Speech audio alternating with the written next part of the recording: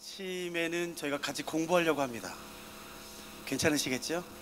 왜냐하면요, 창세부터 요한계시록까지 각각의 성경을 온전히 바르게 이해하기 위해서는 그 성경을 이해하기 위한 몇 가지 기초를 둘 필요가 있습니다. 그리고 그 기초 위에 그 성경을 공부해 나가는 것이 필요한데, 사실은 오늘 오전에 나누려고 하는 말씀은 어저께 나눴어야 되는 말씀이에요. 근데 어저께 나누다 보면은 요한계시록의 그냥 전체적인 큰 그림이 어떻게 되는지 저희가 어저께 살펴보고 싶었는데 첫째 날이기 때문에요, 이걸 살펴보면 어저께 그걸 살펴볼 수가 없어서 시간 때문에 이 내용은 오늘 오전으로 바꾼 것입니다.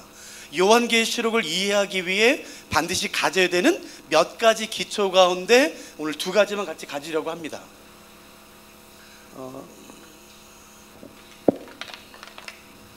어제도 말씀을 드렸지만 복음주의 안에서 요한계시록을 해석하는, 요한계시록을 이해하는 몇 가지 관점들과 방법들이 있어요. 그리고 제가 지금 소개해드리는 것은 그 방법 가운데 하나입니다. 다시 말씀드릴게요. 제가 지금 소개하는 것은 요한계시록을 해석하는 유일한 방법이 아니라 복음주의 안에서 요한계시록을 해석하는 몇 가지 안전한 성경적인 방법 가운데 하나입니다. 그러니까 교단마다 약간씩 다를 수가 있어요. 장로교랑 감리교, 성결교, 침례교, 나사렛 약간 다를 수가 있습니다. 근데 지금 이제 나누려고 하는 것은 뭐냐면은 교단과 상관없습니다. 어떤 관점이든지 상관없습니다. 요한계시록을 공부하기 위해서는 어떤 교단과 관점과 방법 상관없이 이 두 가지는 모두 다 똑같이 가지는 기반들이에요. 첫째는 이것입니다. 요한계시록 할 때마다 항상 많은 질문을 받는 것은 뭐냐면은 아무리 요한계시록 읽어도 잘 모르겠다는 것이에요. 내가 요한계시록을 정독해서 반복해서 읽는데 잘 모르겠다는 것이에요. 왜냐하면 요한계시록을 아무리 정독하고 반복해서 읽어도 이 두 가지에 대한 이해가 없으면, 죄송합니다, 읽으면 읽을수록 혼동됩니다. 읽으면 읽을수록. 첫째는 뭐냐면은 요한계시록에서 이걸 이해해야 돼요. 첫째는 뭐냐면은 요한계시록이 시간 순서대로 기록되었는가라는 것입니다. 이걸 먼저 저희가 생각해 볼 필요가 있어요. 요한계시록 1장부터 22장까지 되어 있는데 우리는 무의식 가운데 어떤 성경이든지 간에요, 성경을 읽다 보면은 시간 순서대로 우리가 이해하기 시작해요. 여러분, 사도행전 9장에 보면은 사도 바울의 회심이 있죠. 13장은 사도 바울의 1차 전도입니다. 안디옥 교회 파송. 15장은 예루살렘 공의회예요. 사도 바울의 회심, 1차 전도여행, 예루살렘 공의회, 이 세 가지 사건 가운데 가장 먼저 일어난 사건은 뭘까요? 몰라도 돼요. 왜냐하면 사도행전은 역사서입니다. 역사서의 기술 원칙은 시간 순서예요. 또 하나의 역사서는 뭐죠? 열왕기상하죠. 그러니까 열왕기상하, 누가복음, 사도행전 같은 역사서, 여호수아서 같은 역사서는 1장부터 끝장이 시간 순서입니다.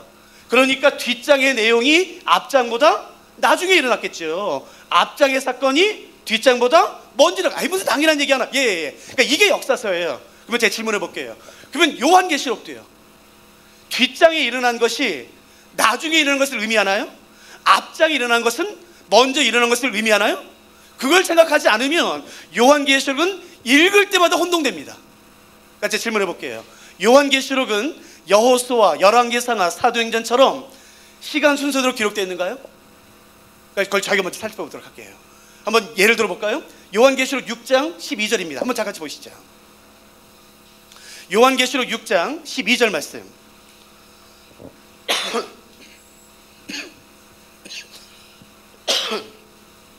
요한계시록 6장 12절 말씀을 제가 읽어드릴게요. 한번 잘 보세요.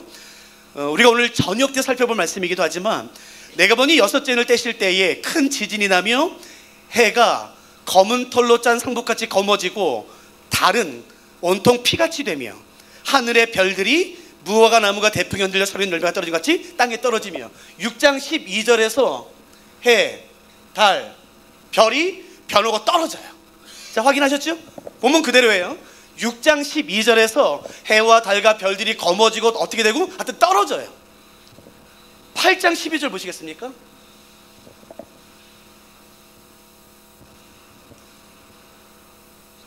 제가 읽어볼게요. 8장 12절.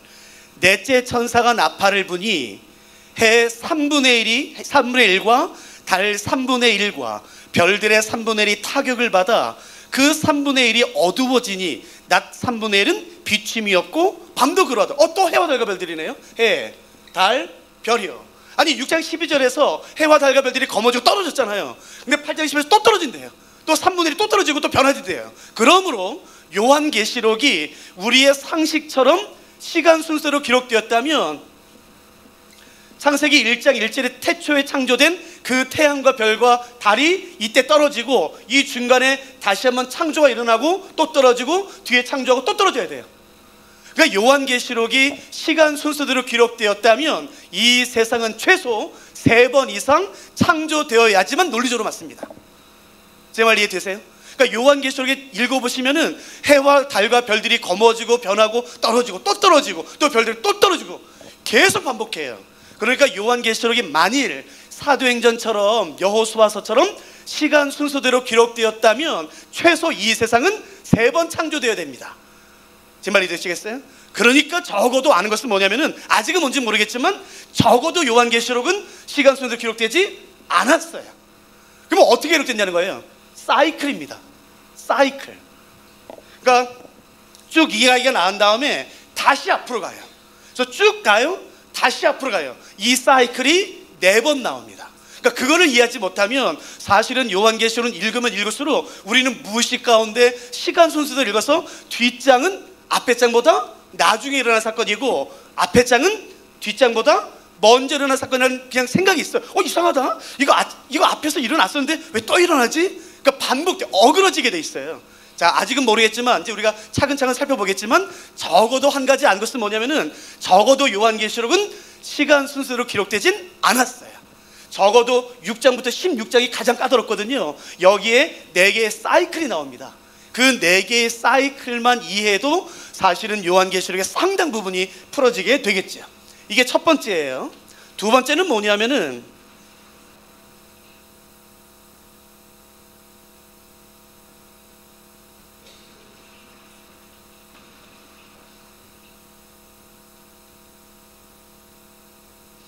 두 번째 요한계시록을 제대로 이해하기 위해 필요한 것은 뭐냐면은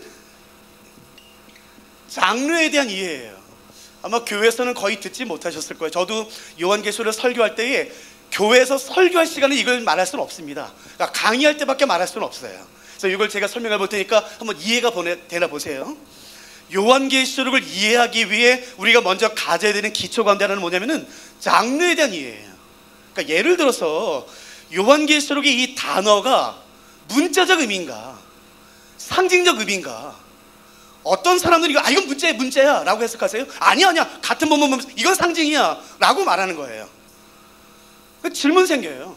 아니 도대체 문자야 상징이야? 이거 문자 그대로 받아 666은 문자 그대로 받는 거야? 아니면 상징이야? 라는 것이에요. 그걸 누가 결정하냐는 겁니다.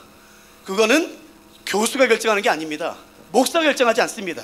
읽는 사람이 결정하지 않습니다. 그 문장을 감싸고 있는 문학 장르가 결정하는 것이에요. 예를 들어 드릴까요? 저는 개인적으로 시를 좋아해요. 그래서 이렇게 뭐 교보문고나 어디 가면은 꼭 시를 하나씩 사요. 그래서 저는 이렇게 시 읽는 걸 좋아하거든요. 김용택 시인 아시죠?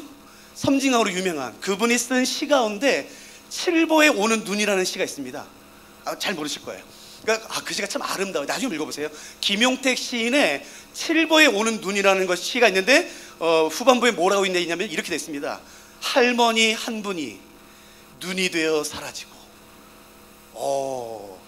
할머니 한 분이 다가 제일 마지막에 눈이 되어 사라진대요. 잘 보세요. 할머니 한 분이 눈이 되어 사라진다는 문장이 있습니다. 근데 만일에 이것이 법정에서 증인의 진술이라면요. 자, 판사가 말합니다. 자, 증인 일어서세요. 자, 선서하세요. 내가 본 것 들은 것 사실만을 말하겠다고 선서하세요. 예, 저는요 제가 본 것 들은 것 사실만을 말하겠습니다. 선서합니다. 예, 자, 증언하세요. 할머니 한 분이 눈이 되어 사라졌습니다 라고 말했다면, 만일에 이 문장이 법정에서의 진술이라면 그 문장은 문자적 의미예요? 상징적 의미예요? 문자적 의미죠. 누가 법정에서 비유를 말합니까? 상징을 말합니까? 문자적 의미죠. 근데 만일에 할머니 한 분이 눈이 되어 사라졌습니다 라는 이 문장이 세계에서 가장 유명한 사이언스지, 그 물리학 논문집에 실린 글이라면요, 이것은 문자인가요? 상징인가요? 당연히 문자죠. 그러나 이 문장은 시에 나오는 겁니다. 그러니까 이 문장은 문자적 의미겠습니까? 비유적 의미겠습니까? 당연히 비유적 의미죠. 여기 초등학생도 알아요. 그러니까 그 글이, 그 단어가 문자적 의미를 갖는지 상징적 의미를 갖는지는 읽는 사람이 결정하는 게 아니에요. 아니, 우리 목사님이 말씀하셨어, 어느 교수님이 말씀하셨어, 아니요, 다 틀려요. 읽는 사람이 결정하는 게 아닙니다. 그 본문이 결정하는 겁니다. 뭐가요? 그 본문에 쌓여 있는 문학 장르가요. 칠보가 뭘로 유명한지 아세요? 한국에서요? 눈이 한국에서 제일 많이 오는 것으로 유명합니다. 그러니까 그 장면은 무슨 장면이냐면요, 어떤 할머니가 그냥 이렇게 하얀색 한복옷을 입고 보찜을 머리에 지고서 한방눈이 내리는 그 산길을, 언덕길을 올라간다고요. 근데 눈이 막 한방눈이 오는데 할머니가 점점 멀어지니까 시인이 볼 때에 점점 멀어지는 할머니는 작아져요. 눈발은 더욱더 커져요. 그래서 그 하얀색 옷을 입은 할머니가 어느 순간에 멀리 사라지니까 눈송이랑 비슷해져요. 그래서 그 눈 속으로 사라졌다는 뜻이에요. 눈이 하도 많이 와서요. 그건 비유적 의미죠. 그러니까 다시 말씀드릴게요. 이 단어가, 이 666이라는 게 바다에서 나온 짐승이라는 것이, 이 표현이 문자적 의미일까 아니면 비유적, 상징적 의미일까는요, 읽는 사람이 결정하지 않습니다. 교단이 결정하지 않습니다. 제가 지금 이 두 가지는 교단과 상관없습니다. 신학교와 상관없습니다. 어느 신학교든 어느 교단이든 이것은 다 동의한 겁니다. 문학 장르가 결정한 겁니다. 그러니까 우리가 알아야 되는 것은 뭐냐면은 도대체 요한계시록의 문학 장르가 뭐냐는 거예요. 로마서 아시죠? 여러분, 로마서에 나오는 사도 바울이야.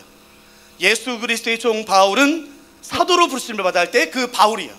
여러분, 그 로마서 1장 1절에 바울을, 사람 이름 바울을 어떻게 문자로 해석할까요? 상징으로 해석할까요? 아니, 무슨 그런 질문이 다 있어. 당연히 문자지. 이건 누가 로마서를 읽으면서 이건 상징이야, 도대체 여기서 말하는 바울은 누굴까? 여기서 말하는 베베나 겐그리아는 어디를 지칭하고? 아무도 없어요. 왜요? 편지니까요. 제 말 이해되세요? 여호수아서에 나오는 여리고성, 도대체 여호수아에서 나오는 여리고성은 뭘 상징하는 걸까? 아무도 그렇게 생각 안 해요. 왜요? 역사서니까요. 제 말이 되시겠어요? 그러니까 다시 강조할게요. 이 단어가 이건 문자적 의미야, 상징적 의미야를요, 제발 속지 마세요. 이단들이 가장 잘 쓰는 거예요. 이거는 상징입니다. 이거는 그래서 다 넘어간다고요. 다시 정리할게요. 문학 장르가 결정합니다. 그러니까 요한계시록 문학 장르 알 필요가 있는데 이제부터 복잡해져요. 왜냐하면 로마서, 여호수아서, 창세기, 마태복음은 대부분 문학 장르가 하나입니다. 근데 요한계시록은 세 개예요. 문학 장르가요. 그래서 복잡합니다. 그런데 이것만 이해하면 됩니다. 자, 첫 번째, 요한계시록의 문학 장르가 뭔지 보세요. 요한계시록 1장.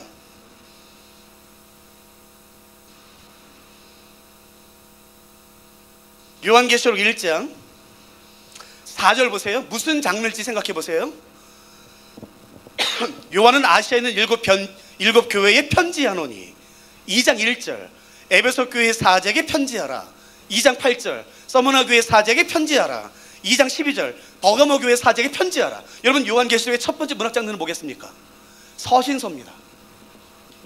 즉 로마서, 에베소서, 데살로니가 전후서, 빌립보서와 같은 서신서입니다. 그러므로 요한계시록은 1차적으로 문자로 해석하는 겁니다. 1차적으로. 그러니까 요한계시록은 요한계시록을 문자로 하는 것은 그건 아주 낮은 차원. 아니요, 절대 그렇지 않습니다. 요한계시록은 1차적으로 문자적으로 해석해야 됩니다. 두 번째, 요한계시록이 서신서라는 의미는 무엇인가? 사도 바울이 로마 교회 편지를 보냈어요. 빌립보 교회 편지를 보냈어요. 골로새 교회 편지를 보냈어요. 왜요? 그냥요? 아니, 이유가 있습니다. 책망이든 어떤 문제를 바로잡든 아니면 감사를 표현하든 반드시 서신서에는 뭐가 있는지 아세요? 기록 목적이 있습니다. 그 기록 목적은 그 당시 현재와 관련이 있습니다.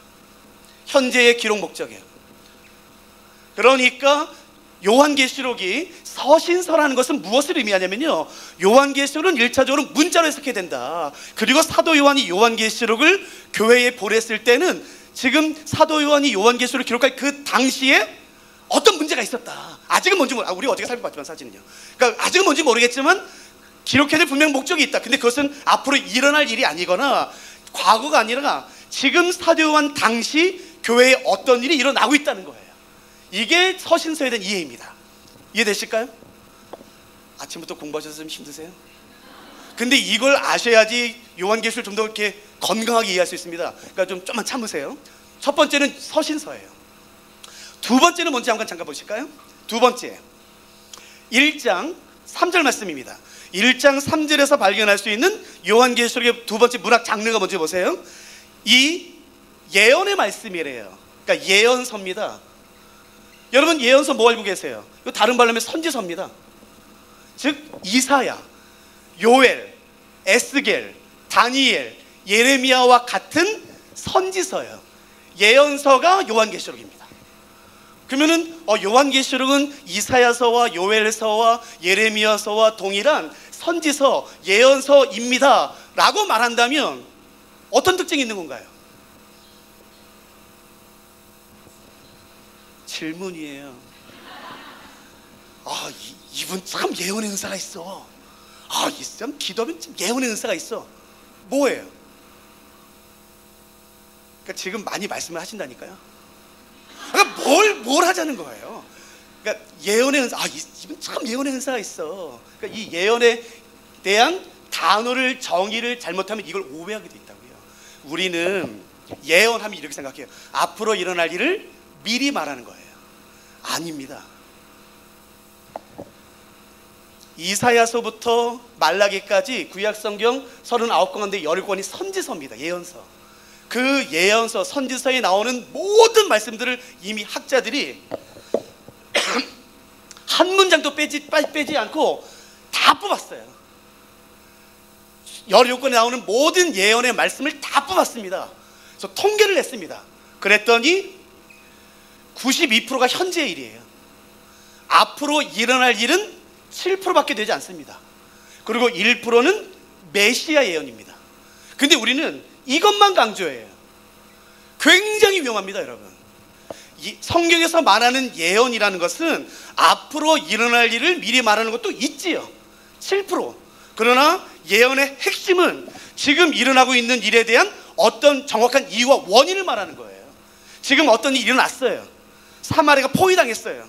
기근이 왔어요. 전쟁이 났어요. 왜 이런 일이 일어나고 있는가? 지금 일어나고 있는 일에 대한 정확한 원인을 말하는 것이 예언입니다. 그러니까 이걸 오해하지 마세요. 잠깐만요. 영어가 편하세요? 한문이 편하세요? 한글이 편하죠. 한글. 우리는 한글이 편하죠. 보세요.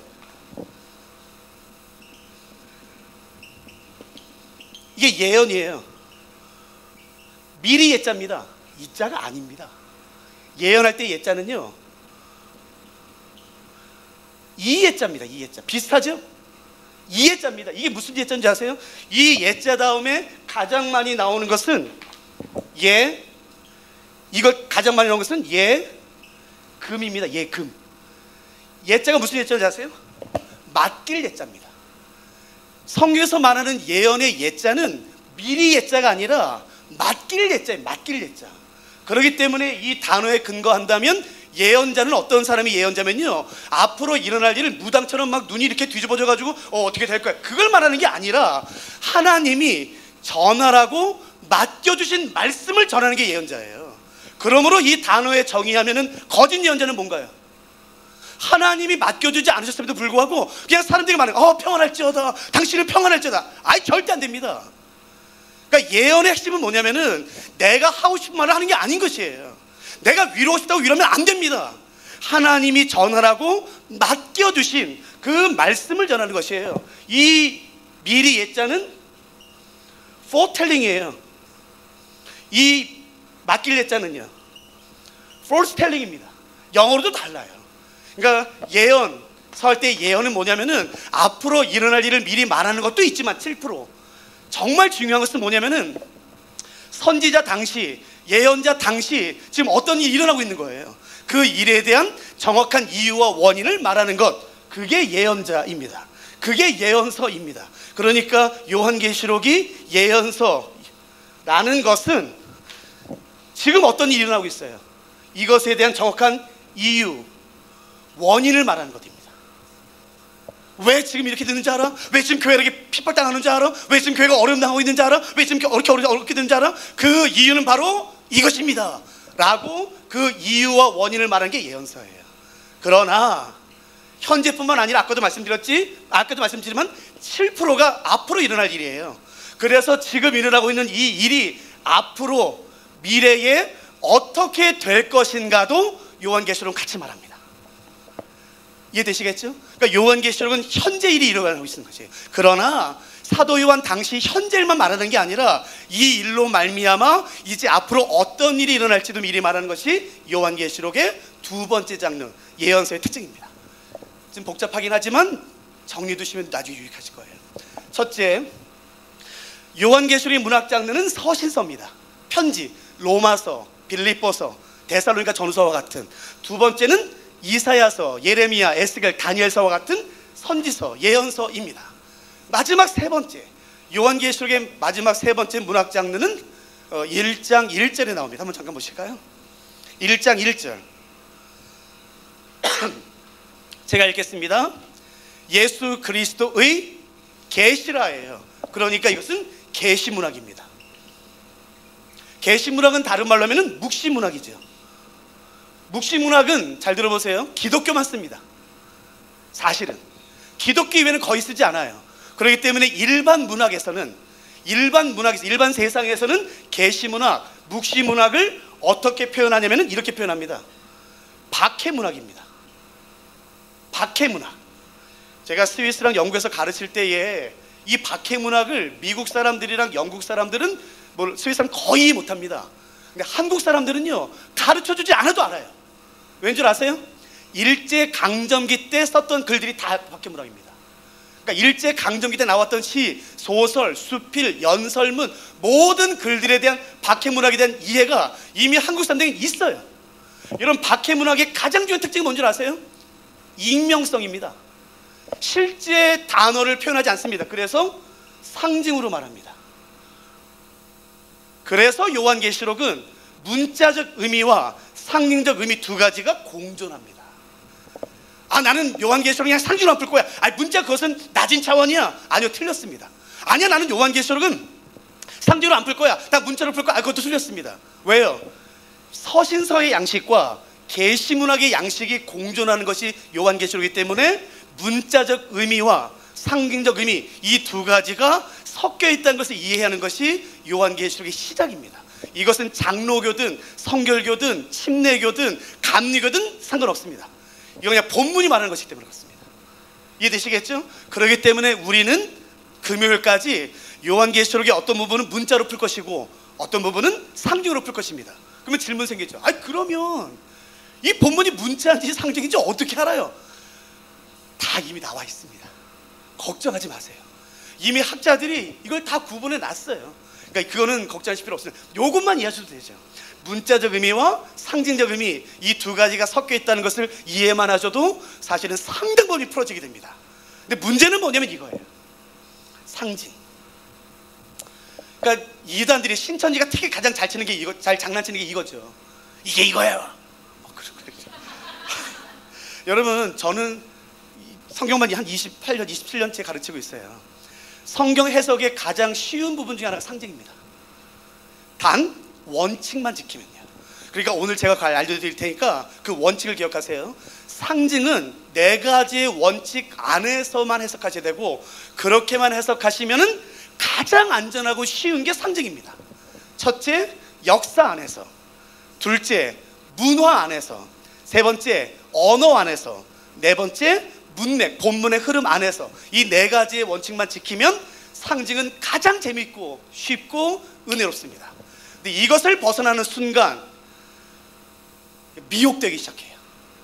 역사 안에서, 문화 안에서, 언어 안에서, 그리고 본문 안에서요. 다시 말하면 문화와 언어가 달라지면 상징의 의미도 달라져야 됩니다. 제 말 이해되세요? 여러분, 제 질문 드려볼까요? 한국 사람들은 까마귀 좋아하나요? 왜요? 하여튼 뭐 안 좋아해요? 중국에서 사신 분 계세요? 중국은요 까마귀 좋아하나요? 싫어하나요? 모르세요? 좋아합니다. 자조라는 부모를 공양하고 효도하는 대표적인 새가 까마귀입니다. 부모가 날지 못해 먹이를 못 먹으면 여러분, 까마귀는 자기의 가슴을 쪼아서라도 부모를 먹이는 효도의 상징이 까마귀입니다. 그러니까 한국에서의 까마귀는 부정적이지만 중국에서의 까마귀는요 굉장히 긍정적입니다. 그러면 대신 한국에서의 좀 좋은 소식, 그 새는 뭐예요? 까치요. 여러분, 전 세계가 까치 다 좋아하나요? 아닙니다. 미국 가보세요. 미국의 까치는요 도둑을 상징합니다. 자동차 광고에서도 도둑을 상징할 때 까치가 날아서 뺏쳐갑니다. 그러니까 보세요, 문화와 언어가 달라지면 그 의미도 달라져야 돼요. 이단들, 신천지가 가장 잘생긴 게 뭔지 아세요? 이건 지금 이런 의미입니다 라고 한국 사람에서 그냥 해석해버려요. 여러분, 세상에 그게 말이 됩니까? 여러분, 요한계시록은 2000년 전에 그 로마 제국에서 쓰였던 책이라고요. 근데 지금 한국 문화랑 어떻게 관련이 있겠습니까? 유년은 이거야. 죄송해요. 그러니까 성경을 지금 내 입장, 내 이해, 내 문화 안에서 해석하시면 절대 안 됩니다. 예를 들어 드릴까요? 숫자예요. 한국 사람들이 가장 좋아하는 숫자는 뭔가요? 7은 기독교이기 때문에. 한학과 유학에 의하면 한국 사람들이 전통적으로 가장 좋아하는 숫자는 3과 5입니다. 7을 좋아하는 이유는 우리가 그리스도인이기 때문에. 그러면 전 세계가 다 3, 5 좋아하죠? 아니요, 중국 사람들은요. 그렇죠. 그러면 한국 사람이 가장 싫어하는 숫자는요? 왜요? 그러면 뭐 전 세계 사람들 다 4를 싫어하죠? 아니요. 저는 다음 주에 뉴저지 집회 가거든요. 재작년 뉴저지 갔을 때 제가 병원 신방, 한번 누가 제 초청해가지고 병원에 신방 갔었거든요. 수술 받기 전에 기도해달라고 그래가지고요. 깜짝 놀랐어요. 4층이 있어요, 미국 병원에. 대신 몇 층이 없는지 아세요? 13층이 없습니다. 그러니까 미국에서 13의 의미가 한국에서는 4의 의미예요. 그것이 유대인들의 어떤 숫자가 있겠죠. 그러니까 그 숫자를 문자 그대로, 문자대로 해석하는 것은 진짜 바보 같은 짓이에요. 그러니까 신천지가 가장 잘 쓰는 게 이겁니다. 논쟁할 가치가 없어요, 여러분. 그러니까 이 원칙만 알아도요, 상징은 역사 안에서, 문화 안에서, 언어 안에서, 그리고 본문의 흐름 안에서 해석하는 것이 원칙입니다. 제가 이제 이것을 구체적으로 예를 들어 드릴게요. 반드시 본문 안에서 해석해야 되는 건 무슨 말이냐면요, 상징이라는 것은 말하는 사람과 듣는 사람이 모두 같은 의미를 가질 때 그 단어를 쓰는 것이, 그 의미를요, 그 상징을요. 그러니까 예를 들어 제가 갑자기 목사님이 나한테 욕했어.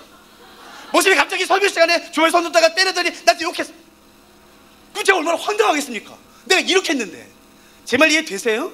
그러니까 상징이라는 것은 말하는 사람과 듣는 사람이 같은 의미를 가질 때 쓰는 게 상징이에요. 그러나 나는 이것을 사랑이라는 의미로 말하려고 하는데 만일에 듣는 사람이 잘못 이해하면 어떡하나, 이거를 다른 걸로 이해하면 어떨까라는 의구심이 들 수가 있겠죠. 그럴 때는요 100% 단 한 번의 예외도 없이 반드시 본문의 해석을 하게 되어 있습니다.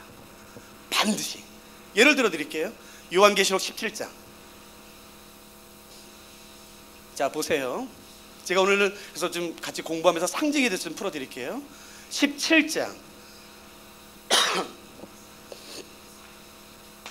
1절 보시겠습니까?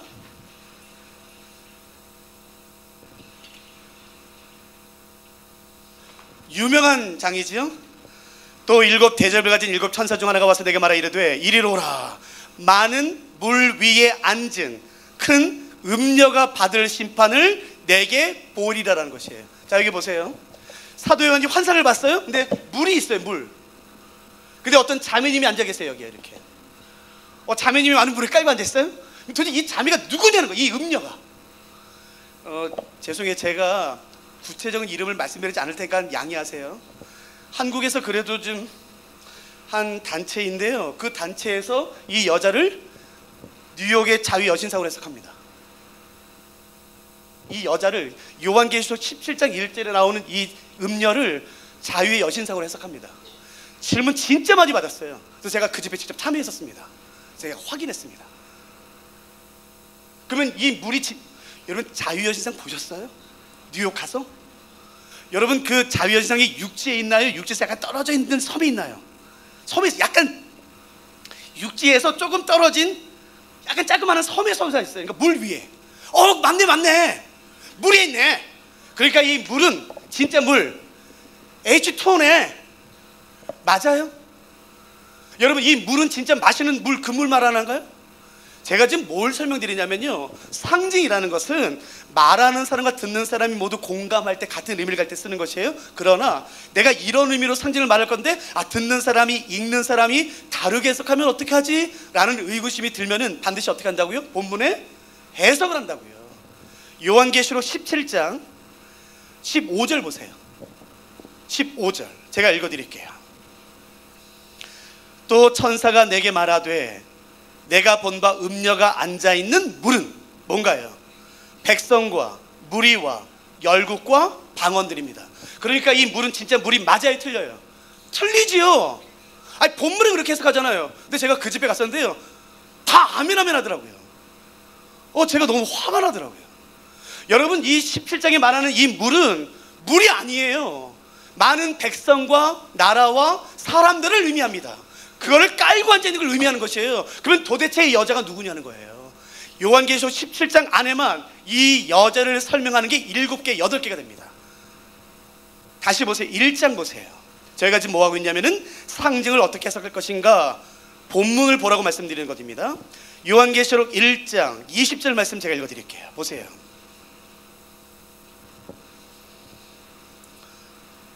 제가 읽겠습니다. 요한계시록 1장 20절. 내가 본 것은 내 오른손에 7별의 비밀과, 죄송합니다, 7별의 비밀과 또 7 금초대라. 7별은 7 교회의 사자요, 7 촛대는 7 교회니라. 그러니까 사도 요한이 딱 봤는데요, 환상이 뭐였어요? 7 촛대 그리고 7 별이요. 촛대는 뭐야? 촛대는 뭐야? 나는 촛대는 성령으로 해석할 거야. 나는 촛대는 뭘로 해석할 거야. 그게 중요하지 않아요. 내가 어떤 느낌이냐가 중요하지 않아요. 어저께 꿈에 하나님 말씀하셨어. 진짜 위험한 거예요. 어제 꿈에 하나님 말씀하셨다는 게요. 성경을 그렇게 해석하는 게 아닙니다. 절대 그렇게 해석하시면 안 돼요. 도대체 여기서 말하는 촛대는 뭔가, 별은 뭔가, 본문 보세요. 제가 다시 읽을게요. 내가 본 것은 내 오른손에 7별의 비밀과 또 7 금초대의 7 금초대라. 7별은 7 교회의 사자요, 7 촛대는 뭔가요? 교회요. 본문에서 그렇게 해석을 하잖아요. 촛대는 뭐라고요? 교회라고요. 그러니까 요한계시록 1장부터 22장 끝장까지 촛대가 나왔어요. 그러면 우리는 다른 걸로 해석하시면 안 됩니다. 무엇으로만 해석하셔야 되죠? 교회예요. 촛대는 교회. 그러면 목사님은 왜 그렇게 말씀하세요? 근거가 뭐예요? 본문이요. 여러분, 본문보다도 중요한 게 어디 있습니까? 어떤 유명한 목사가 중요하지 않아요. 어떤 교수, 어떤 신학교가 중요하지 않고 이 본문이 최고 권위를 가집니다. 그러니까 요한계시록 안에서 촛대가 나왔어요? 그럼 100% 교회입니다. 자, 그러니까 제가 그 다음 절인 요한계시록 2장 1절을 읽어드릴 테니까 지금 예수님이 어디 계신지 여러분이 해석해 보세요. 2장 1절입니다. 에베소 교회의 사자에게 편지하라. 오른손에 있는 7 별을 붙잡고 7 금초대 사이를 거니시는 이가 이르시되. 자, 예수님 어디 계세요? 교회란 말도 없는데 왜 당신은 교회라고 해석하세요? 왜요? 촛대를 교회로 해석하기로 했지 않습니까? 그러니까 지금 예수님 어디 계세요? 7 촛대 사이, 교회를 지금 계속 왔다 갔다 하시죠. 이해되시겠어요? 1장 13절입니다. 예수님이 어디 계신지 여러분이 저에게 대답해 주세요. 1장 13절. 촛대 사이에 인자 같은 이가 계세요. 자, 예수님 어디 계세요? 그러니까 그렇게 해석하는 거라고요. 그게 상징을 해석하는 방법이에요. 내 느낌, 내가 뭘 봤대느니, 내가 뭘 들었대니 절대 안 됩니다. 그게 마치 신령한 것 같죠? 아니요. 말씀의 권위를 무너뜨리는 겁니다.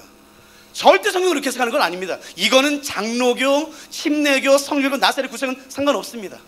상징은 반드시 4가지 원칙, 역사, 문화, 언어, 본문, 이 4가지 안에서만 해석하는 것이에요.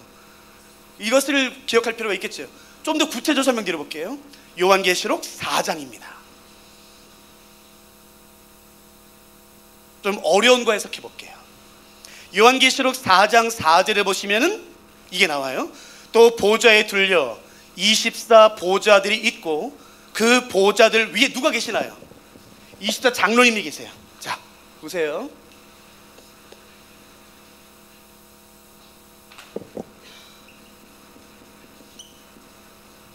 24장로예요. 도대체 24장로가 성경에 그렇게 많이 나오는 24장로? 도대체 24장로가 뭐야? 저희가 한번 이 상징을 풀어보도록 할게요. 본문에 보시면 이 24장로에 대한 특징이 여러 가지가 나옵니다.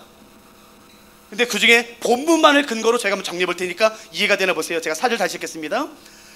또 보좌에 둘려 24보좌들이 있고 그 보좌들 위에 24장로들이 흰옷을 입었어요. 첫째, 흰옷이요.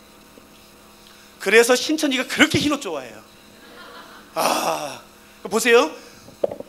24장로는 어떤 사람들인가? 첫째 특징이 흰옷 입은 사람들이에요. 자, 둘째 보세요. 흰옷을 입고 머리에는 뭘 썼나요? 금관을 썼어요. 관이요. 머리에 관. 그러니까 본문에 언급된 게 그대로 특징입니다. 머리에 관을 썼어요? 그럼 이게 뭐예요? 감사하게도 헬라어에는 이 머리에 쓰는 관은 두 단어입니다. 머리에 쓰는 관을 의미하는 헬라어는 두 단어입니다. 디아데마. 첫째는 디아데마예요. 두 번째는 스테파노스입니다. 스테파노스.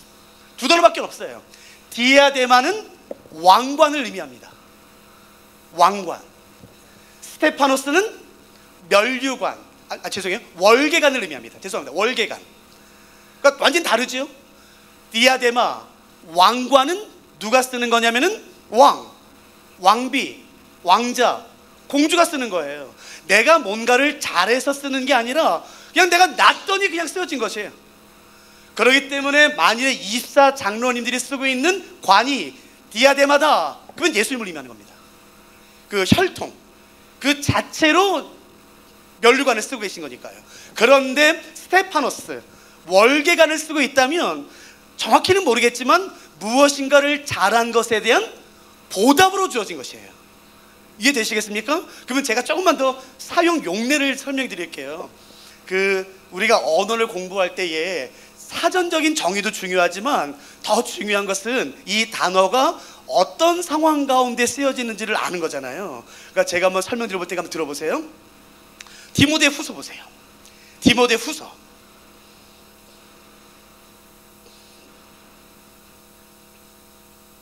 디모데후서 4장에 이 스테파노스라는 단어가 쓰였어요. 스테파노스. 디모데후서 4장 6절부터 읽어볼 테니까 잘 보세요. 디모데후서 4장 6절. 전제와 같이 내가 벌써 부어지고 나의 떠날 시각이 가까웠도다. 이제 사도 바울이 말하죠. 내가 이제 죽을 때가 다 됐어. 7절. 나는 선한 싸움을 싸우고 나의 달려갈 길을 마치고 믿음을 지켰으니 이제 후로는 나를 위하여 의의 면류관 할 때 그 관이 스테파노스입니다. 이제 내가 선한 싸움 다 싸웠어. 내가 달려갈 길 다 갔어. 이제 하나님이 나에게 그 관을 주실 건데 그 관이 바로 스테파노스입니다. 뒤에 보세요. 면류관이 예비되었으므로 주 곧 의로우신 재판장이 그날에 내게 주실 것이며 내게만 아니라 주의 나타나심을 사모하는 모든 자에게 주신 것이 스테파노스입니다. 이해되실까요? 그러니까 스테파노스는 믿음의 선한 싸움을 끝까지 싸운 사람, 달려갈 길을 끝까지 다 달려간 사람, 믿음을 지킨 사람, 주의 오심을 기다리는 사람에게 주어진 것이 스테파노스죠. 이해되셨어요? 하나만 더 보세요. 뒤에 가시면은 야고보서 나옵니다. 야고보서.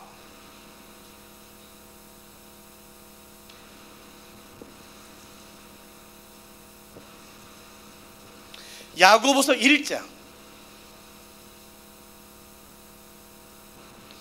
12절 말씀 읽어드릴게요. 여기 잘 읽어보세요.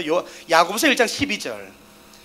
시험을 참는 자는 복이 있나니 이는 시련을 견디어낸 자가 주께서 자기를 사랑하는 자들에게 약속하신 생명의 면류관 할 때 이 관이 스테파노스입니다. 그러니까 스테파노스는 누구한테 주어지는 거죠? 시험을 끝까지 견딘 사람, 믿음의 선한 싸움을 끝까지 싸운 사람, 시련을 견뎌낸 사람, 그런 사람이 주어지는 것이 스테파노스입니다. 이해되셨나요?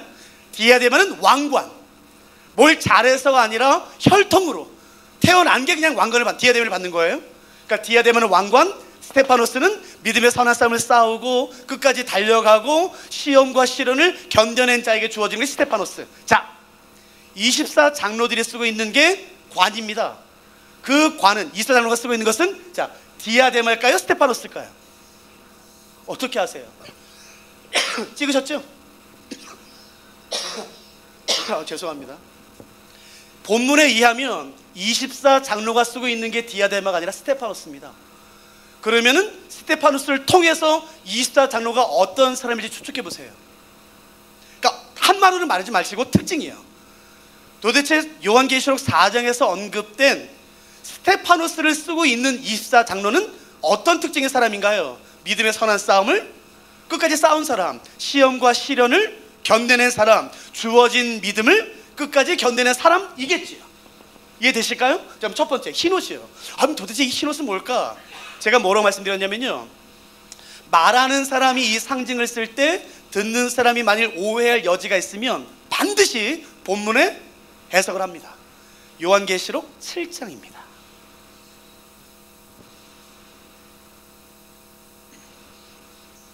감사하게 질문을 해요. 7장 13절 보세요. 7장 13절. 장로 중 하나가 응답하여 나에게 이르되 이 흰옷 입은 자들이 누구며 또 어디서 왔느냐. 감사하게도 질문하네요. 그리고 감사하게도 답을 합니다. 도대체 이 흰옷 입은 사람이 누굽니까? 어디서 왔습니까? 14절. 내가 말하기를 내 주여 당신이 아시나이다 하니 그가 나에게 이르되 이는 첫째, 큰 환난에서 나오는 자들인데, 두 번째, 어린 양의 피에 그 옷을 씻어 희귀한 사람들입니다. 그러니까 여기서 말하는 흰옷은 문자 그대로 흰 건가요? 아니라고요. 제 말 이해되셨어요? 그러면 여기서 말하는 흰 것은 무엇을 의미하나요? 자기의 옷을 어린 양 예수 그리스도의 피에 씻어 희귀된 사람들이에요. 빨래 해보셨죠? 피에 빨래하면은 휘어지죠? 제가 그런 바보가 어디 있습니까? 그러니까 본문에서 말하는 이 희다는 것은 화이트, 문자로 흰 것을 의미하는 게 아니라고요. 그러니까 신천지가 얼마나 바보 같다고 그러니까. 그 흰옷을 여기서 말하는 희다는 것은 그걸 의미하는 게 아니라고요. 나의 더러운 옷을 예수 그리스도의 보혈에 씻어 정결하게 된 것, 그것을 의미하는 게 흰옷이라고요. 자, 그럼 보세요. 본문에 언급된 24장로의 특징은 첫째, 자신의 더러운 옷을 예수 그리스도의 보혈에 씻어 정결하게 된 사람들. 두 번째, 믿음의 선한 싸움을 끝까지 싸우고 시련을 견디고 시험을 참고 끝까지 믿음을 견디는 사람들. 그리고 주 예수 그리스도의 다시 오심을 기다리는 사람들. 그러면 24장로는 누구를 의미할까요? 예수님이요? 그러니까 많은 곳에서 24장로를 예수님을 해석해요. 아닙니다. 예수님, 24장로를 예수님으로 해석하면은 본문이 부딪힙니다. 보세요. 요한계시록 5장. 죄송해요. 오늘 오전에는 공부하는 시간이니까 좀 양해하세요. 이거를 근거로 저희가 이제 저녁부터 해석할 거니까요. 6절 보세요. 5장 6절. 내가 또 보니 보좌는 하나님을 상징합니다. 왕권, 하나님, 성부 하나님.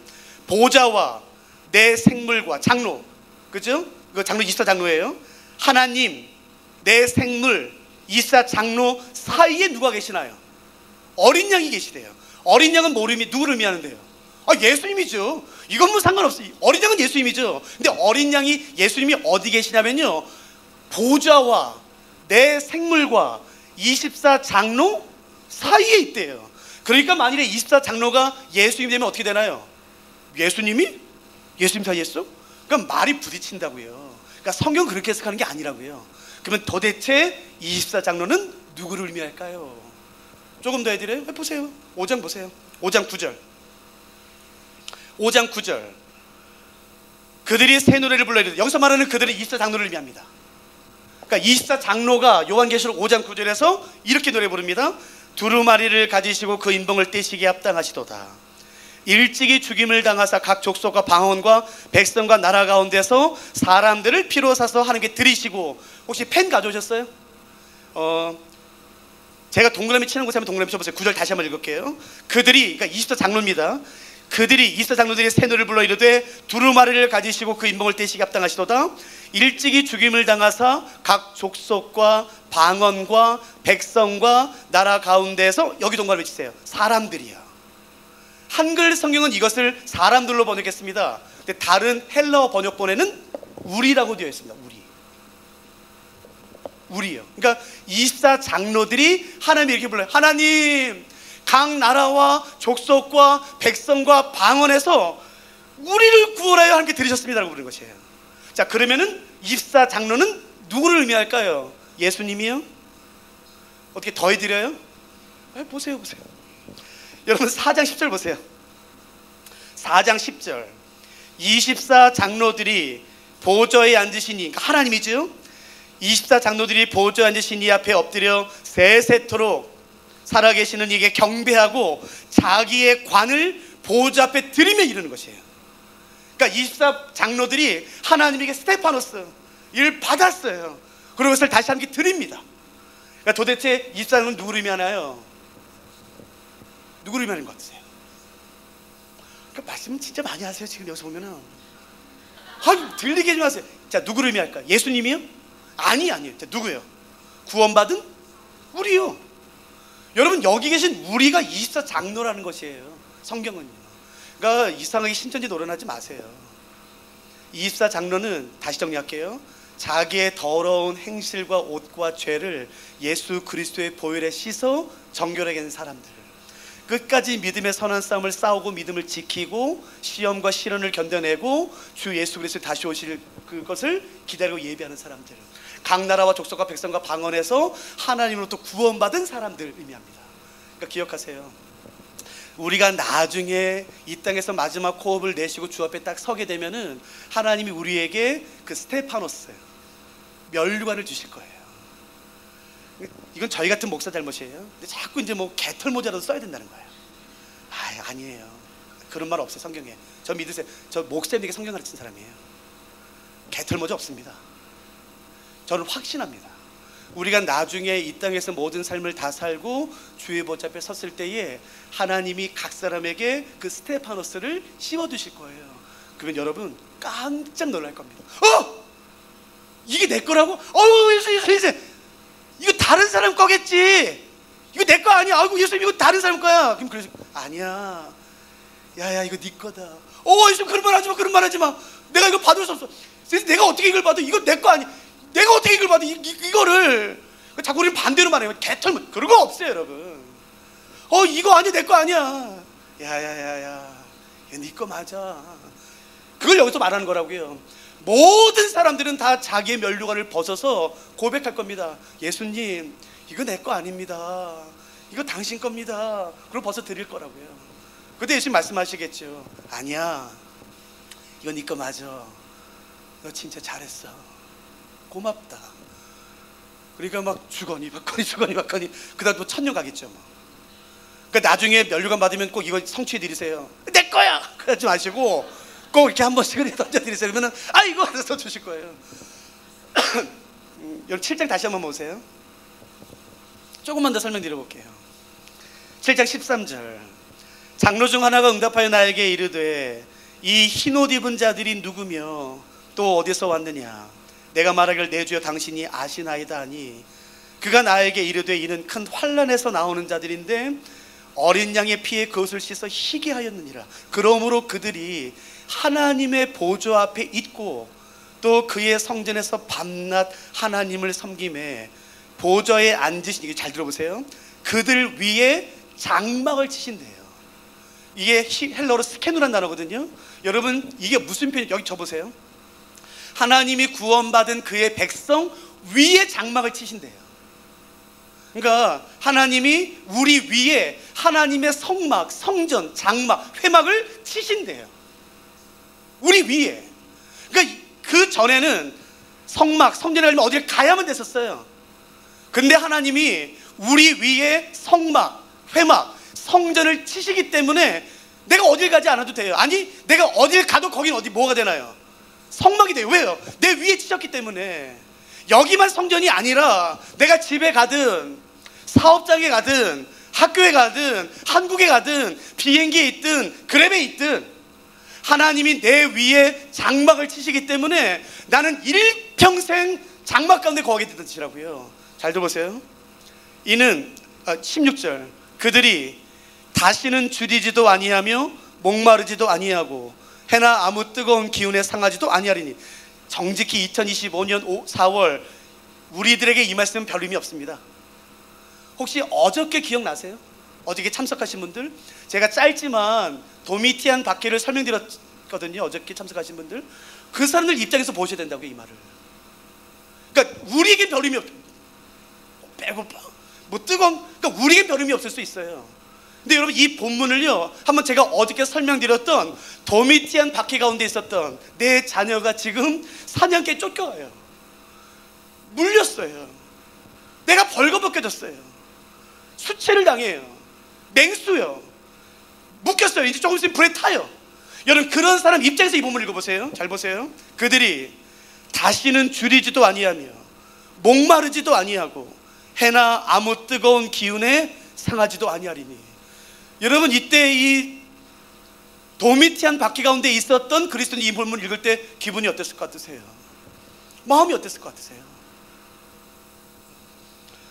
17절, 이는 보좌 가운데 계신 어린 양이 그들의 목자가 되사 생명수 샘으로 인도하시고 하나님께서 그들의 눈에서 모든 눈물을 씻어주실 것이라.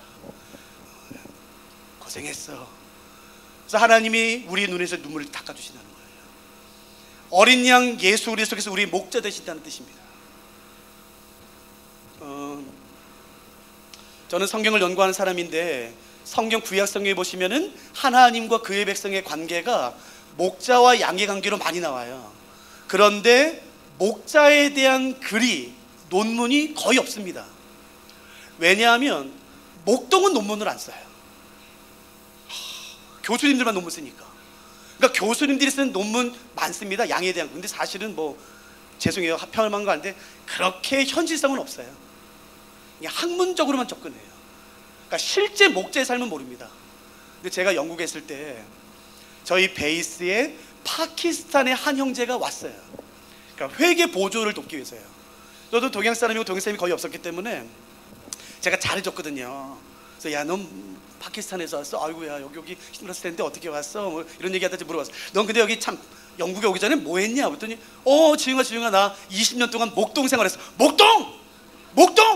왜냐면요, 파키스탄의 목동의 삶과 팔레스타인, 이스라엘의 목동의 삶이 좀 비슷합니다. 똑같진 않아도요. 즉 한국은 시골에 가시면요, 집집마다 외양간이 있어요. 저희 할아버지도 뭐 이렇게 한두 마리 있어도 짓잖아요. 이스라엘은 안 됩니다. 그 자체가 굉장히 땅이 좁습니다. 그래서 이스라엘의 특징은 마을 단위로 만듭니다. 마을 단위로. 그러니까 어디 가는데 막 그 우리 소우리가 뭐 300마리, 오 되게 보자. 그게 아니라 마을 사람들 전체 겁니다. 그러니까 마을 사람들 전체 양과 소와 염소를 한 우리에 보관하는데 파키스탄이 그래요. 그래서 물어봤어. 야, 그래서 어떻게 하는 거야? 그래서요, 파키스탄이나 팔레스타인이나 1년에 한 번씩 마을 단위로 미스터 목동을 뽑습니다. 우리 마을 사람들의 양을 위탁해서 맡아줄 사람을 뽑습니다. 미스터 목동을. 그래서 자, 올해 우리 마을 사람들의 양을 돌볼 사람들 다 자원해서 저요. 그러면 이제 무대에 세웁니다. 쭉. 그리고 뭐 하는 줄 아세요? 우통을 벗긴대요. 우통을 왜? 뭐 보는 줄 아세요? 근육? 식스팩 보셨어요? 와, 깜짝 놀랍니다. 식스팩. 우통 벗긴 다음에 근육을 보는 게 아닙니다. 딱 하나 본답니다. 뭐. 깜짝 놀랐어요. 그 몸에 얼마나 많은 상처가 있는지를 본대요. 그저 이해가 되더라고요. 보세요. 당신은 목동, 우리 마을 사람들 전체 이 350마리를 맡길 텐데 당신은 목동생을 몇 년 했어? 23년? 완전 베테랑이네, 베테랑. 자, 벗어보세요. 상처 하나 없어요. 맨들맨들. 여러분 생각해 보세요. 양을 돌볼 때 목동이 하나님의 은혜로 말미암아 그 맹수의 공격은 단 한 번도 없었겠죠? 그런 거 없습니다. 제가 직접 들었어요, 목동한테. 여러분, 맹수는 양의 냄새를 본능적으로 알아요. 몇 킬로미터를요. 그래서요, 일주일에 2-3번 공격받습니다. 그게 평균이라. 일주일에 2-3번은 평균이랍니다. 어떤 주는 매주마다 공격, 매일마다. 그러니까 일주일에 평균 2-3번이에요. 근데 공격 받았어요? 내 양이 물렸어요? 근데 23년 동안 목동한 사람은 몸에는 상처 하나 없어요? 무슨 뜻이에요? 도망갔다는 뜻이에요. 너는 야 3년 반? 야 23년 됐다. 너 야 무슨 이런 새파란 게 와가지고 그래. 너 옷 벗어봐. 너 옷 벗었는데 여기 곰발자국, 여기 늑대 이빨 있어요. 자 여러분이 대답해 보세요. 그러면 자 두 사람 중에 내 양을 누구에게 맡기시겠습니까? 당연하죠. 상처는 사람이 맡긴다고요. 그거 아세요? 예수님이 요한복음 10장에서 이렇게 말씀하십니다. 나는 선한 목자라. 예수님의 몸에 상처가 많습니다. 예수님이 정의하시는 선한 목자의 정의를 아세요? 내가 선한 목자인데 나는 절대 내 양 안 굶겨. 막 좋은 명품 뭐 에르메스 막 가방 딱 들리고 양 막 가방 딱 선글라스 끼고 뭐 나는 내 양 절대 안 굶겨. 죄송해요, 그런 말 어디도 없습니다. 그러니까 못 됐어요 예수님. 아니 목자면은 좀 양도 안 굶겨야 되는 거 아닙니까? 아니요, 그런 약속이 없어요.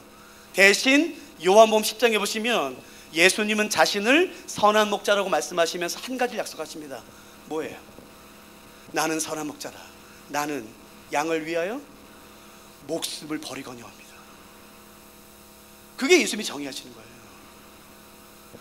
예수님이 우리 목자 되신다는 거예요. 예수님이 우리 목자. 여호와는 나의 목자시니 내가 부족함이 없으리로다.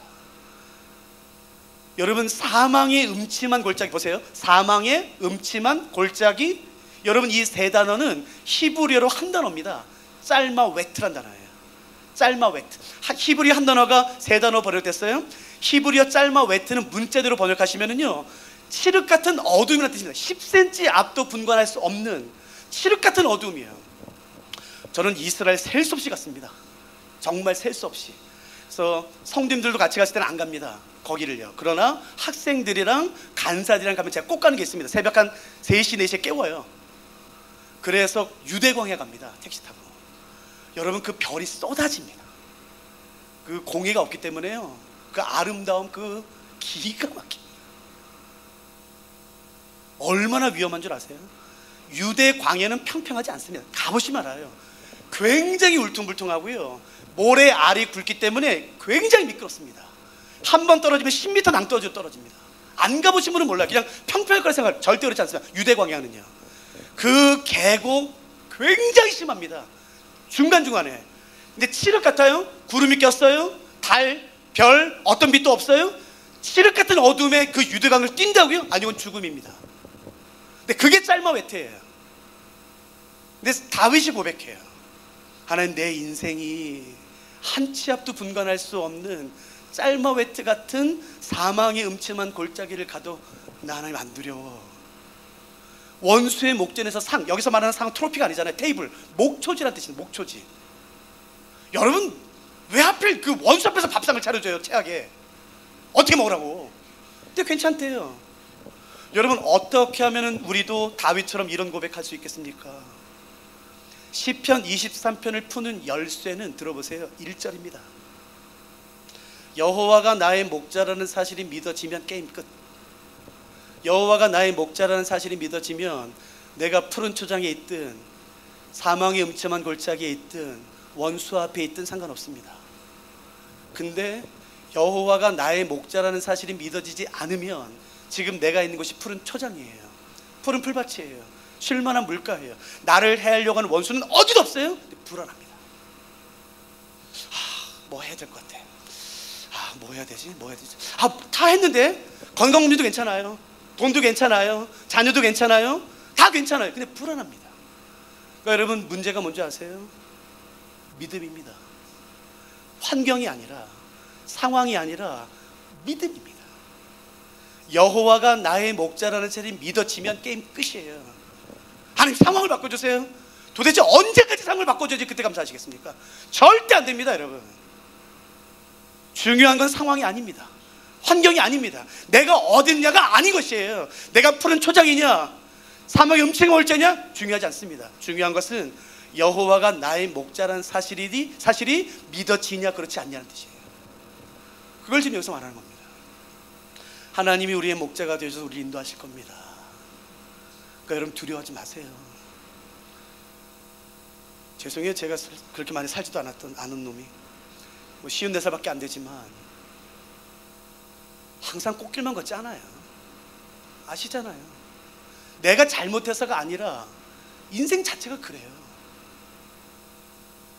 꽃길을 갈 때도 있고 사망의 음침한 골짜기를 갈 때가 있어요.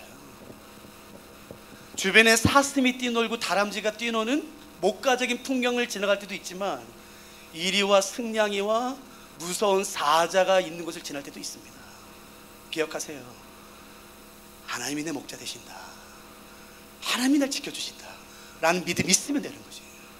믿음 구하세요. 다른 거 구하지 마시고 믿음 구하세요. 하나님, 나 이 상황 내가 한 번도 경험하지 못했어. 내가 지금 이거 지금 직면한 거 어저께 혹시 기억나세요?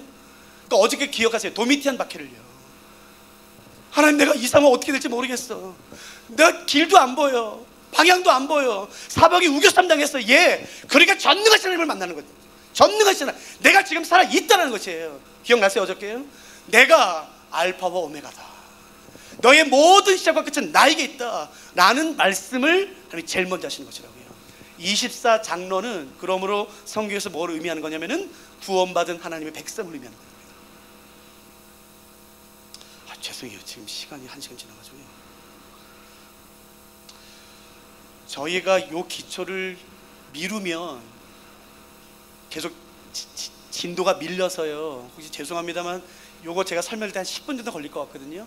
요거만 하고 마치면 괜찮을까요? 제가 요거만 해드리고 마칠게요.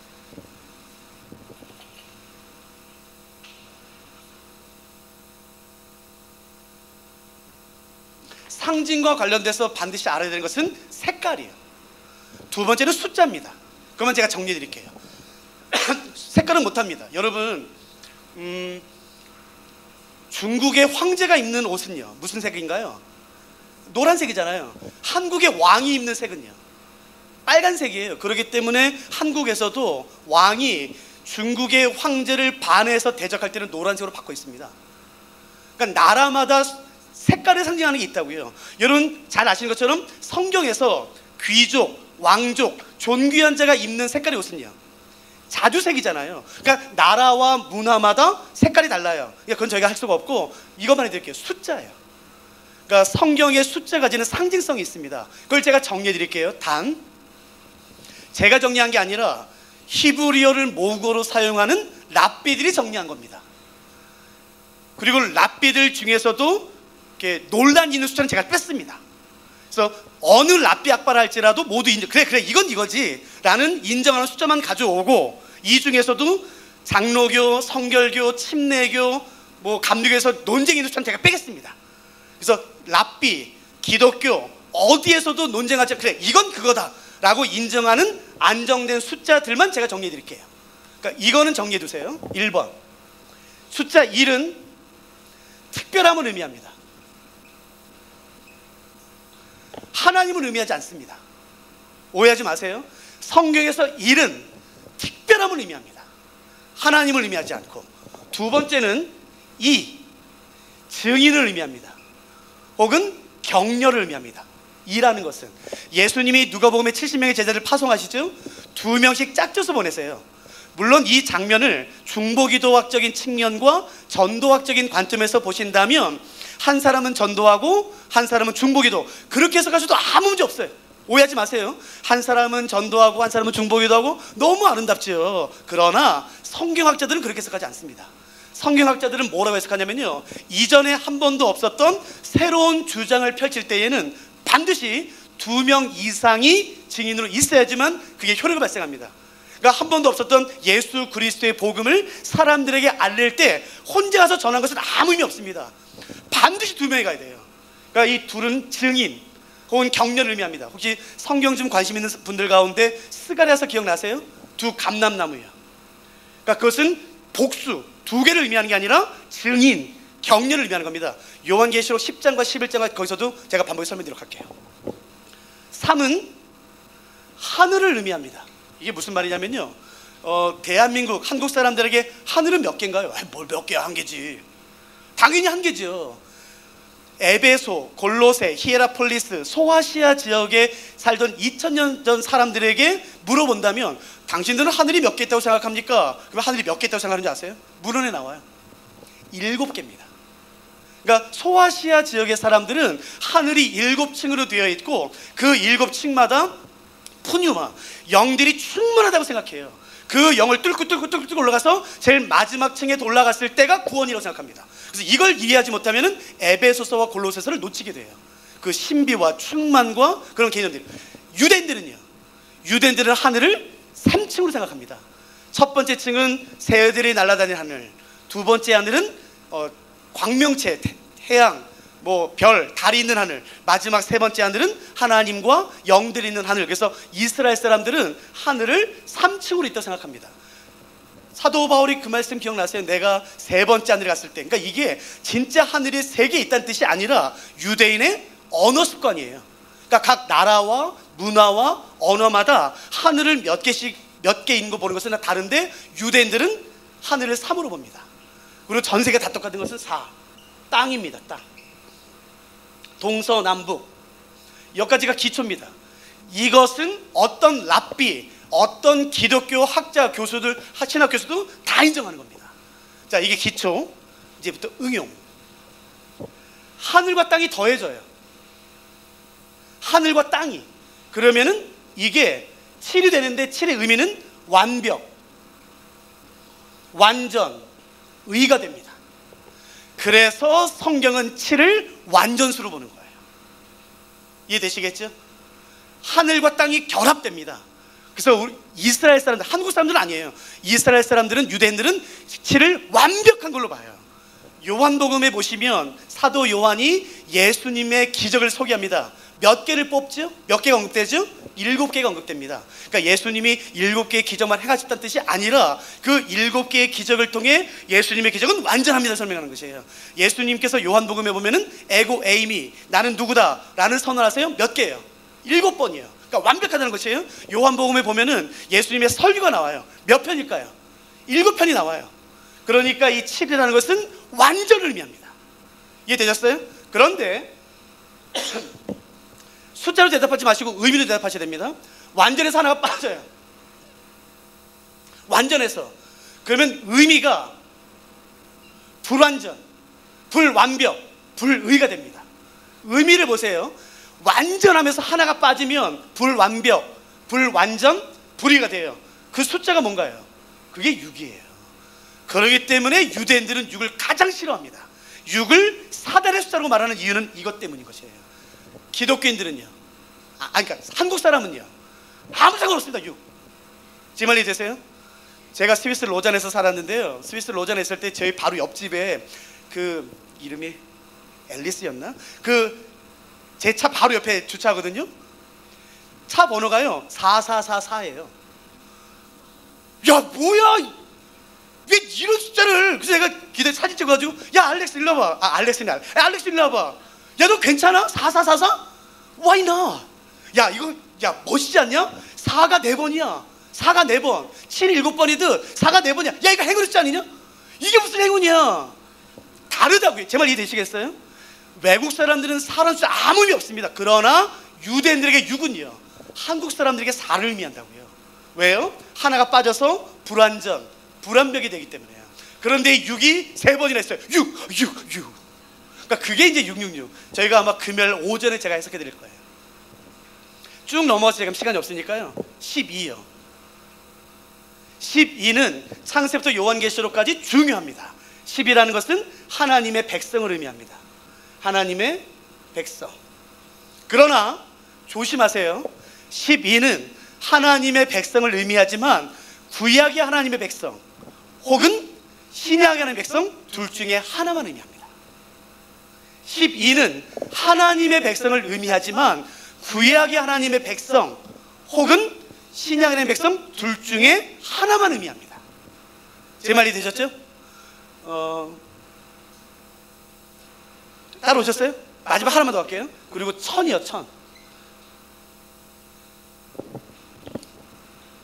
한국 사람들은 숫자로 셀 수 없이 많다를 표현할 때 수만 이렇게 표현해요. 수만. 많다와 많이 발음이 똑같잖아요. 그래서 숫자로 표현할 때에 셀 수 없이 많아, 수만 명이 모였어 라는 말 한다고요. 2002년 한일 월드컵 때 저는 스위스 로잔에 있었거든요. 그래서 그때 제가 팀을 데리고 전도행으로 일본에 갔었어요. 그래서 저희 국제팀이었는데 저희가 그때 4강이었고 아마 브라질 터키 같은 뭐 그 경기장 밖에서 이렇게 경기하는데 막 소리 지르면 막 들어가고 싶더라고요. 근데 그때 한국신문에 뭐가 나왔냐면 한국신문 1면에 시청 앞 광장에 그 빨간색 티셔츠를 입고 정말 어마어마한 사람들이 모여서 응원했잖아요. 기사 제목이 붉은 티셔츠를 입은 수만의 붉은 악마들이 시청 앞 광장에 모여 응원해, 이렇게 돼 있어요. 근데 거짓말입니다. 기사 보면은요 수만이 아니라 수십만이에요. 정확히 숫자가 있나? 근데 왜 거짓말이 기자가? 그리고 그렇게 보는 사람 아무도 없어요. 그러니까 수만이라는 것은 많다는 뜻이잖아요. 이해되셨어요? 그런데 같은 사진이 그 다음날 이스라엘 신문에 실렸습니다. 일면은 아니고 뭐 뒷면쯤이에요. 근데 제목이 뭔지 아세요? 기사 제목이 붉은 옷을 입은 수천의 붉은 악마들이 이렇게 됐습니다. 수천. 그러니까 히브리어 발음의 천은 많다는 뜻이랑 똑같아요. 천, 많다. 그러니까 혹시 기억나세요? 이스라엘 백성들이 군대에 전쟁한 다음에 돌아왔을 때 여인들이 사울이 죽인 자는 천천히요 할 때 그게 많다는 뜻이에요. 적다라는 게 아니라 우리 사울 왕이 죽인 사람이 굉장히 많습니다. 그러나 다윗이 죽인 자는 수만이라고 한다는 것을 더 강조하는 것이에요. 사울이 죽은 자는 적다는 뜻이 아닙니다. 우리 왕도 많이 죽였지만 다윗은 더 많습니다는 강조하는 것이라고요. 이해되시겠죠? 그러니까 천은 많다는 것을 의미하는 것이에요.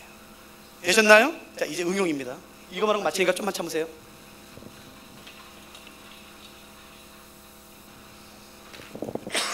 제가 말씀드리는 단어를 숫자로 표현하시는 거예요. 왜 그렇게 그냥 말하면 되지? 아니요. 지금은 박해 시대이기 때문에. 그러니까 따지지 마시고, 지금은 박해 시대이기 때문에 문자 그대로 표현 안 됩니다. 님은 같습니다. 왜 님이라고 말해? 그냥 말하지. 누가 그렇게 말합니까? 지금 박해 시대 않습니까? 그러니까 빗대어서 말해야 된다고요. 그러니까 어떤 표현을 우리만이 알 수 있는 숫자로 바꾸겠습니다. 자, 표현해 보세요. 구약에 구원받은 하나님의 백성. 근데 대답해 주셔야지만 제가 아는지 모르는지를 알지 뭐. 이게 머리만 하시면 뭐 하시자는 거예요. 잘 보세요. 신약에 구원받은 하나님의 백성. 잘 보세요. 강조가 아닙니다. 그러면 구약과 신약의 구원받은 하나님의 백성 13? 아니.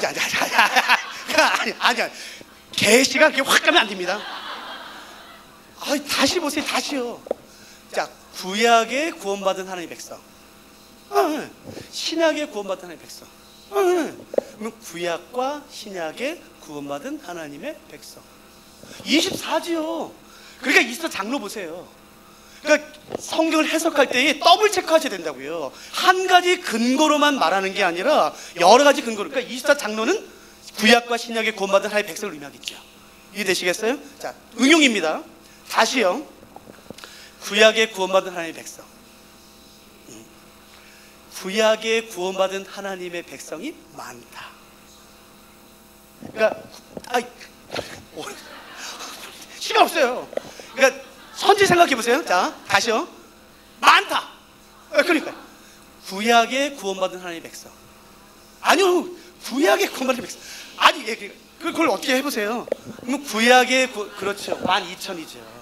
그래서 요한계시록 20, 21, 22장에 12,000이 나오는 거예요. 다시 보세요. 구약에 구원받은 하나님의 백성이 많다 말이죠. 그러면 신약에 구원받은 하나님의 백성이 많다. 그러니까 이게 같다고요. 그래서 나중에 21장, 22장 보셔야 돼요. 이게 구분됩니다. 같은 12,000이라도. 자, 다시 원래로 갑니다. 양해하세요. 구약에 구원받은 하나님의 백성, 신약에 구원받은 하나님의 백성, 구약과 신약에 구원받은 하나님의 백성. 강조해 볼게요. 강조! 구약과 신약에 구원받은 하나님의 하나님의 백성. 저도 이거 하고 싶어서 하겠습니까? 구약과 신약에 구원받은 하나님의 백성. 아직 많은 게 아니라 백성. 강조했어요. 아니요, 그건 평범할 때. 더했잖아요. 그러면 곱하면 되잖아요. 그래서 144라고요. 그러니까 요한계시록 안에서 24와 144는 같은 의미입니다. 구약과 신약의 고만한 백성, 24는 일방, 144는 강조예요. 이해되셨어요? 자, 보세요. 이제 다시요. 따로 계세요? 자, 구약의 구원받은 하나님의 백성, 신약의 백성. 구약의 구원받은 하나님의 백성이 많다. 신약의 구원받은 하나님의 백성이 많다. 잘 치세요. 구약과 신약의 구원받은 하나님의 백성.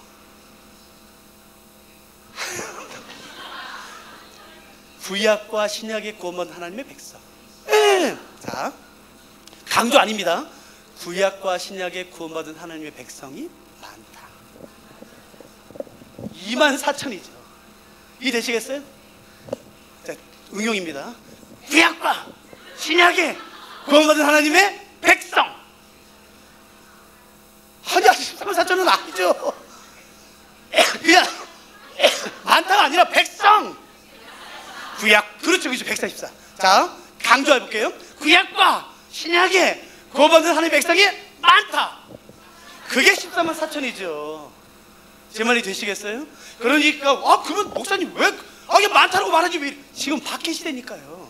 그러니까 박해 시대니까 어떤 황제에 대한 이름이나 교회나 어떤 것들을 빗대어서요, 상징적으로 말하는 게 바로 요한계시록이라고요. 근데 이거를 그냥 지금 2025년 4월 한국생 이후로 바로 가져가요.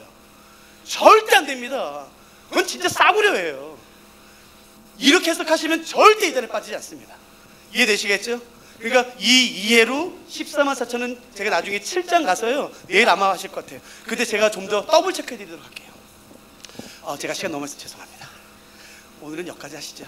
그래서 이거를 기반으로 오늘 저녁에 7개의 인, 그게 사실은 요것만 보세요. 요한계시록은 1장부터 22장인데 사실 7번에 끝낼 수가 없습니다. 근데 시간이 없을 때 반드시 놓치면 안 되는 3장이 있습니다. 반드시 봐야 되는 것. 6장, 12장, 20장입니다. 20장은 천년왕국, 12장은 고난의 이유, 6장은 고난의 결과, 유의. 요 3장은 무슨 일이 있어도 봐야 되는 장이에요. 그래서 오늘 저녁에는 이것을 기반으로 6장, 고난의 유익과 고난의 결과에 대해서 제가 살펴보도록 하겠습니다. 제가 기도해서 마칠게요. 사랑하는 하나님, 저희가 요한계시록의 기초를 놓기 시작했습니다. 저희가 이 요한계시록의 기초를 기반으로 하나님의 말씀에 대한 바른 이해를 가질 수 있도록 도와주시옵소서. 하나님 말씀을 사모하지만, 많이 읽지만 우리가 잘못 해석하지 않도록 도와주시고, 어떤 느낌의 근거에서, 내 감정의 근거에서 해석하는 것이 아니라 하나님 바른 방법과 바른 기초에 의해서 바른 진리를, 바른 하나님의 말씀을 이해하고 깨달을 수 있도록 도와주시옵소서. 하나님, 이 모든 시간을 다시 한번 주의 손에 의탁드립니다. 주님이 오셔서를 다스려 주시고 인도하여 주시옵소서. 그리고 특별히 하나님, 우리가 사는 이 세상이 녹록지 않습니다. 믿음을 지키는 것도, 네 하나님, 스테파노스를 기억하게 하시고 끝까지 믿음의 선한 싸움을 싸우게 하시고 달려갈 길을 다 달려가게 하시고 시험과 시련을 참고 인내하게 하셔서 예수 그리스도의 다시 오심을 기다림으로 말미암아 주께서 우리를 위해 준비하고 예비하신 그 면류관 스테파노스를 마침내 받을 수 있도록 축복해 주시옵소서. 감사합니다. 사랑하는 예수 그리스도의 귀하신 이름으로 함께 기도드렸습니다.